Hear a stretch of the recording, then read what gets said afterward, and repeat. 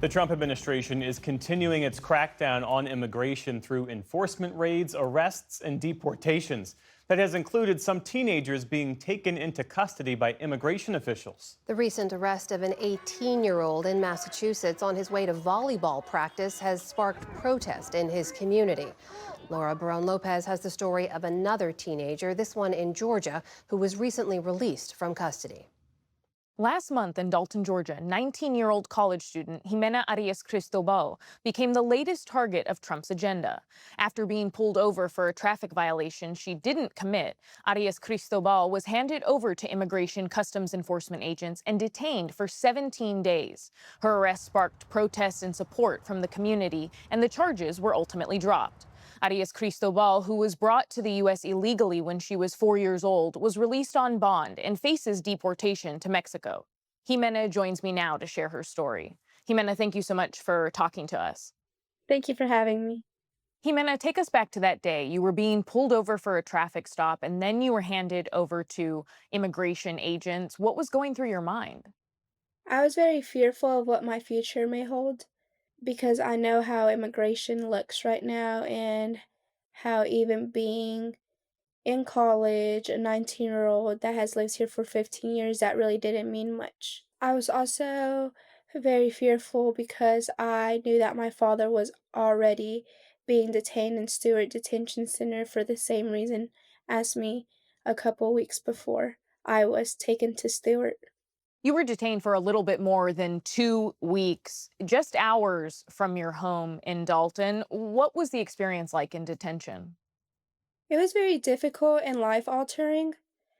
The way you're treated in there is more like you're in a prison rather than a detention center. I think they strip you away from a lot of your human basic rights. It takes away your dignity.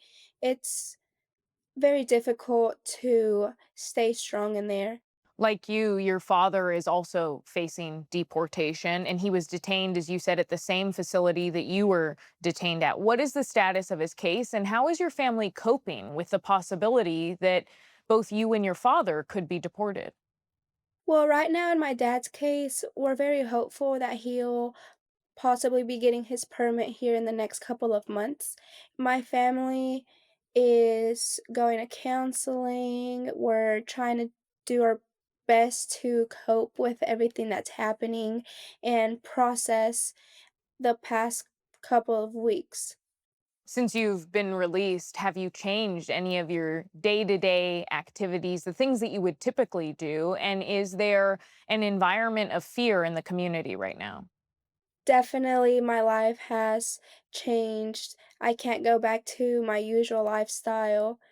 I run, and I also was a very active person, was very social. I would go out with my friends, and that's something I can't do anymore because of that same fear immigrants have to live with now. Even though I'm already out on bond and I'm starting my process, that doesn't mean that I can be safe and not go back to a detention center. In our community, there's a lot of Hispanics, and I think everybody is being super aware and taking precaution.